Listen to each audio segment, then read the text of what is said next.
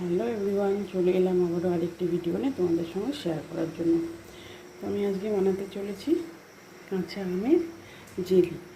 কাঁচা আম শেষের দিকে, তাই ভাবলাম একটু কাঁচা আমের জেলি বানিয়ে রাখি। তো অসময়ে খুব খেতে ইচ্ছে করে, আর আমি এটা বানিয়ে সারা বছর স্টোর করে রেখে দিতে পারবো। তো চলো, আর এখনও অনেকটা বাকি আছে, তো আমি পুরো কমপ্লিট করে তোমাদেরকে দেখাচ্ছি। তো আমি এখন এর ভেতরে দিয়ে দেবো চিনি। আমার মতো চিনি দিয়ে দেবো, যে যতটা মিষ্টি খেতে ভালোবাসো সে সব ততটাই মিষ্টি দেবে। আমরা টক অতটা খেতে ভালোবাসি না, সেই জন্য আমরা একটু চিনির পরিমাণটা বেশি করেই দিই।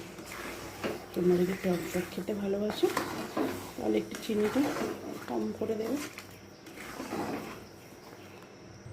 ফাইনালি আমার কাঁচা জেলি রেডি। তো আমি এখন ছোটো ভাজা মশলা দিয়ে মিশিয়ে নেব।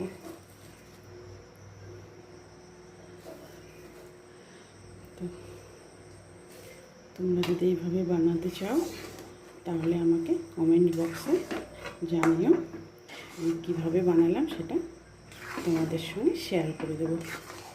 তো চলো আজকে এই পর্যন্ত, আবার দেখা হবে নেক্সট কোনো ভিডিওতে। ভালো থেকো, আর আমার ভিডিওটি ভালো লাগলে লাইক কমেন্ট শেয়ার করে পাশে থেকো।